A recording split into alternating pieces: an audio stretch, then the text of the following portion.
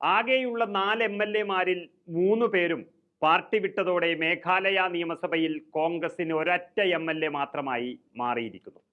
നിലവിൽ പ്രതിപക്ഷത്തുള്ള കോൺഗ്രസിലെ 3 MLA-മാരാണ് national people's party എന്ന ഭരിക്കുന്ന പാർട്ടിയിൽ ചേർന്നിരിക്കുന്നത്.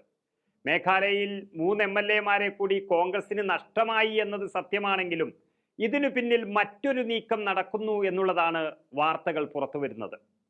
അതായത് മുൻ കോൺഗ്രസ് അധ്യക്ഷൻ ഡോക്ടർ സെലസ്റ്റിൻ ലിങ്ഡോ, അതുപോലെ ഗബ്രിയൽ വാങ്ലാങ്, ചാൾസ് മാഗ്നർ എന്നീ MLA-മാരാണ് കോൺഗ്രസിൽ നിന്നും NPP-യിലേക്ക് എത്തിയിരിക്കുന്നത്.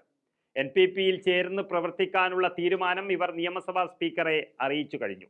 ഇതോടെ 60-അംഗ നിയമസഭയിൽ നാഷണൽ പീപ്പിൾസ് പാർട്ടി എന്ന NPP-ക്ക് അംഗങ്ങളുടെ എണ്ണം 31ആയി.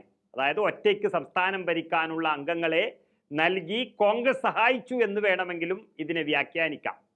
ഇതുവരെ പ്രാദേശിക കക്ഷിയായ UDP-യുടെ 12 MLA-മാരുടെയും BJP-യുടെ 2 MLA-മാരുടെയും പിന്തുണയോടെ മേഘാലയ ഭരണം നടത്തിയിരുന്ന NPP-ക്ക് ഇതോടെ സഭയിൽ യാതൊരു സഖ്യവുമില്ലാതെ തന്നെ ഭൂരിപക്ഷം ഉറപ്പിക്കാനായി എന്നുള്ളതാണ് ഇതിൻ്റെ പ്രത്യേകത.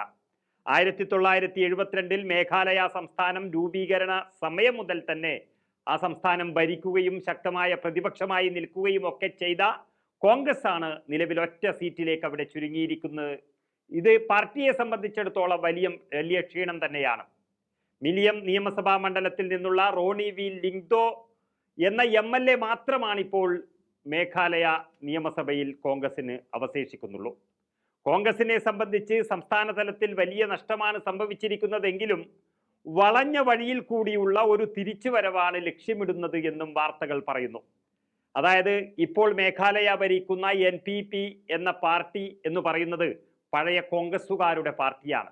NPP അധ്യക്ഷനും മേഘാലയ മുഖ്യമന്ത്രിയുമായ കോണാഡ് സാങ്മ എന്ന് പറയുന്നത് പഴയ കോൺഗ്രസ് നേതാവും കോൺഗ്രസിന്റെ മുഖ്യമന്ത്രിയും ലോക്സഭാ സ്പീക്കറും ഒക്കെ ആയിരുന്ന PA സാഗ്മയുടെ മകനാണ്.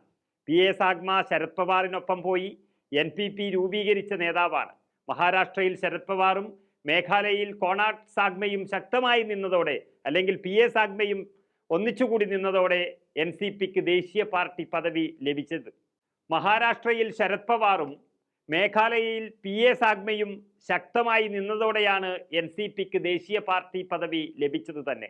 എന്നാൽ PA സാഗ്മ മരണപ്പെട്ടതിന് ശേഷം NPP-യുമായി ശക്തമായി തന്നെ മുന്നോട്ട് പോകുകയും സംസ്ഥാനത്തിന്റെ ഭരണം തുടർച്ചയായി പിടിച്ചെടുക്കുകയും ചെയ്തു കോണാഡ് സാഗ്മ.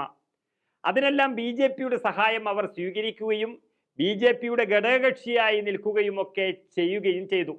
എന്നാൽ ഇക്കഴിഞ്ഞ ലോക്സഭാ തെരഞ്ഞെടുപ്പിൽ ആ ബന്ധം തകർന്നു. അതായത് മേഘാലയയിലെ ആകെയുള്ള 2 ലോക്സഭാ മണ്ഡലത്തിൽ ഒന്നായ തുര ലോക്സഭാ മണ്ഡലത്തിൽ കോൺഗ്രസിന്റെ സലേങ് സാഗ്മ വലിയ ഭൂരിപക്ഷത്തിലാണ് വിജയിച്ചത്. 1,55,000 വോട്ടുകൾക്കാണ് NPP സ്ഥാനാർത്ഥി അഗത് കെ സാഗ്മയെ കോൺഗ്രസ് തോൽപ്പിച്ചത്.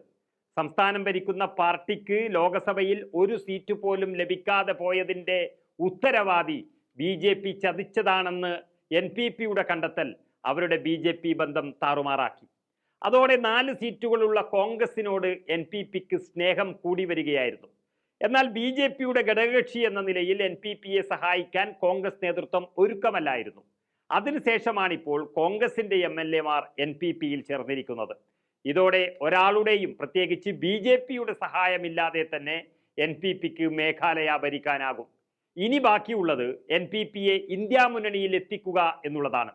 ആ ലക്ഷ്യത്തിലെത്താനുള്ള നീക്കമാണോ കോൺഗ്രസ് MLA-മാരെ അയച്ച് നടത്തുന്നത് എന്ന സംശയവും മേഘാലയ രാഷ്ട്രീയത്തിൽ നിലനിൽക്കുന്നു. ഈ നീക്കം ശരിയാണെങ്കിൽ, നീക്കം വിജയിക്കുകയാണെങ്കിൽ ലോകസഭയിൽ മാറ്റമുണ്ടാകില്ല എങ്കിലും കട്ടയ്ക്ക് നിൽക്കുന്ന രാജ്യസഭയിൽ ഒരു സീറ്റും മേഘാലയ എന്ന സംസ്ഥാനവും ഇന്ത്യ പക്ഷത്തിന് സ്വന്തമാകും എന്നുറപ്പാണ്.